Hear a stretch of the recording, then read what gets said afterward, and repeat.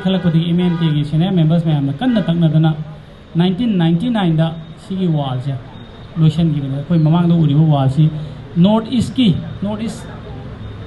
कोई कलकत्ता रोम दगी हेक हाइदोरपदा अहम वाल होइदोने ईस्टर्न जोन दा सिन अहम वाल ने सी सारमिबा नुपाजु जो ngसाई मोहित ओबिरोइदुना सारमबने माना ngai हुजिपो आइना सारमबा वाल दो काबा यारी हाइबदा माजे ngai आइगा मरमरता दum पाउ फोनबदा अदगी सिगी वाल से लाखिबदैदी इहान हाना नॉर्थ ईस्ट की अहम फर्स्ट जोनल कॉम्पिटिशन से सिदा हवे सिदगी हौबन सिदगी हौरगा मथंग मथंग सानरकपदगी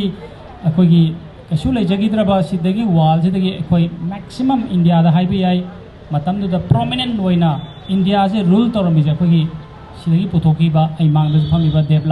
देवला से इंता होगलुने देवला मयाम अंगांग मयाम दजु मसा खंगनजी ता होगलो देवला से इंडिया के अहम डबल गोल्ड मेडलिस्ट ने माजे एशियन चैंपियनशिप कजाकिस्तान नत्रा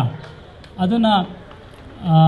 आई तू चुंगे मोय मैम की परफॉर्मेंस अखोइना पिरम मतम दुदा अखोइ लेत्रिबदि कयमता को अदुदा मतम दुदि ओलंपिक गेम्स होइरमद्री ओलंपिक दसु रिकॉग्नाइज तौद्री मणिपुर दसु याम खंगमद्री मथंग लाकपदुना ओलंपिक की योगसना कमाई योगेदा स्पोर्ट ट्रेनिंग से याम नोबा इवेंट होता है पॉपुलैरिटी से वाम वर्ल्ड कम चंद्र कुमार शर्मा वो हम वक्त दे काय कुनो सरी मैंने मांगा अपनी मणिपुर स्पोर्ट्स क्लाइंबिंग एसोसिएशन की भूवीरेंद्र सिंह आने की क्लाइंबर्स विरंबा मोपांग सिंह मजा सिंह मैंने सिल्वर क्लाइंबिंग स्पोर्ट्स तवाई लौबीरिबा अखोगी क्लाइंबर सिंह हानगी वेटरन क्लाइंबर सिंह लोनना एसोसिएशन असिगी मेंबर्स पुनमक बातोन फंगदुन इंग्रबीबा पाई पुनमक लोनना पेस की मोपांग सिंह पुनमक सिकाई कुनो सरी मांगदन नसाई अखोगी डॉक्टर कांगबम रोमियोना फजना यामना डिटेल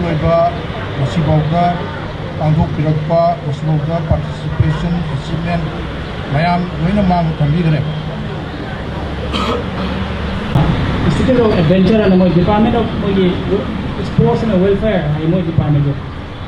मोई मखादा एडवेंचर सेल अम लई एडवेंचर सेल की बजट से अखोई मणिपुर डिपार्टमेंट की बजट से हाफे मानन माले अदुगी मोई पैसा थादे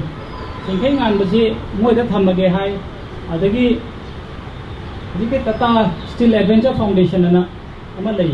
अखोगी जमशेदपुर टाटा ना फुल स्पॉन्सर तौब सिदा मखोगी एकेडमी अमसु लेरे अखोगी आंगांग जिंगे अफब लेरगदी हुजिके एकेडमी से ट्राई तौब याय फुल्ली रेसिडेंशियल नी मोई चाबा थकपा लाइक तंबा लोइना मो टाटा ना स्पॉन्सर तौरगा थंब टीम ने मोई इंटरनेशनल कोर्स लई मोगिसु अमाय तौरगा जमशेदपुर माजे लई हादे माना आई जमशेदपुर लेनिंगे दिल्ली दा दुम